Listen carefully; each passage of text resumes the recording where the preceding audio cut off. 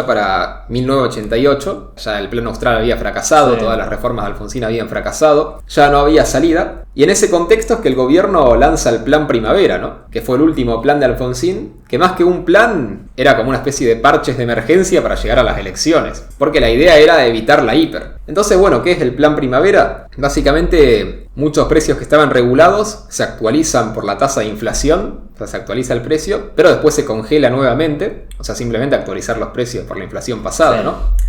Y se controlan los aumentos, también control de precios de los aumentos, ¿no? Después se aumentan las tarifas un 30%, las tarifas de luz, de gas, de todo.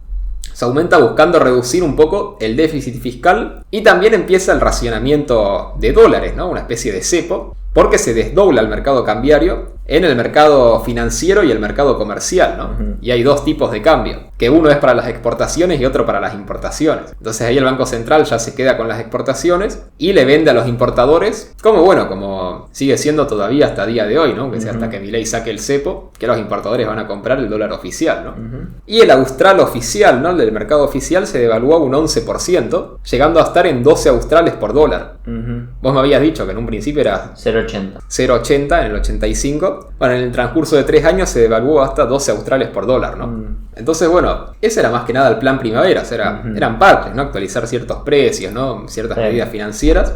Y también se proponía algo interesante, que era la privatización parcial de varias empresas estatales, ¿no? Ya se estaba hablando también en ese clima de época de las privatizaciones, ¿no? De hacer la reforma del Estado, ¿no? Y por ahí darle un mayor peso a la economía de mercado y de regular ciertas cosas. Y ya Alfonsín incluso acá proponía la privatización parcial, no total, ¿no? Pero la privatización parcial de ciertas empresas estatales. Que podemos decir que es lo mismo que propone Cristina hoy en día, ¿no? Sí. Por traerlo acá a la actualidad. Sí. No sé si leyeron la carta de Cristina de la semana pasada, que decía que, bueno, se abre a privatizar parcialmente ciertas empresas estatales, ¿no? Ujú. Y la idea es ahorrar plata, pero mantener la dirección.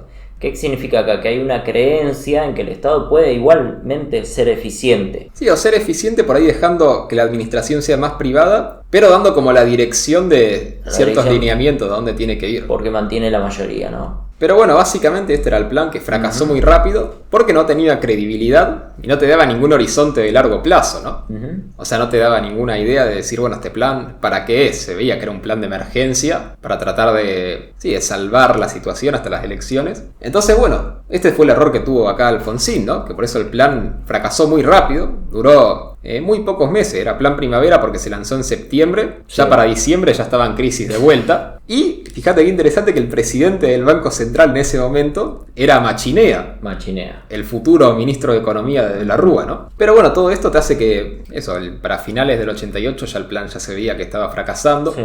Ya para febrero del 89 estaba totalmente agotado y el Banco Central se queda sin reservas. Entonces se abre un tercer tipo de cambio, ¿no? Para tratar de desdoblar un poco más, pero se queda sin reservas igual. Y el tema es que no pudo seguir interviniendo el mercado cambiario. Y esto, sumado a la desconfianza total que había, ¿no? Ya no podés parar la corrida cambiaria. Y tenés que el austral pasa de valer 12 dólares. Perdón, 12 dólares, no, que 2 australes pasan a valer $1, ¿no? $1. De eso se pasa a que el dólar vale 28 australes 28 a australes. finales de febrero. Sí, se duplica. Después a finales de marzo 47 australes, ¿no? Casi que se duplica de vuelta. Y a finales de abril 79 australes. Que acá, bueno, justamente es este periodo, ¿no? Marzo-abril, que es el mayor periodo de la hiper del 89. Que vemos cómo se va en el tipo de cambio. Y eso en un mercado que estaba controlado, ¿no? Porque seguía habiendo 3 tipos de cambio y todo un montón de restricciones para comprar dólares. Sí. Y aún así te pasa en 2 meses de 12 australes a 79 australes el dólar.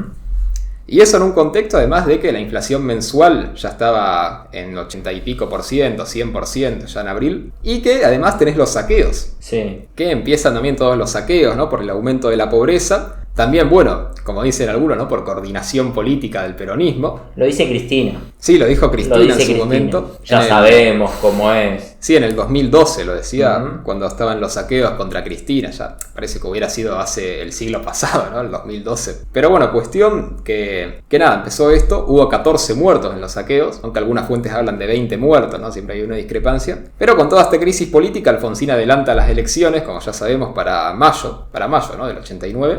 Y bueno, gana Menem y después de eso adelanta también la asunción porque lo que todos decían era, bueno, ¿cómo va a ser el gobierno para pasar desde mayo hasta A diciembre? diciembre. ¿Para qué adelantó la selección?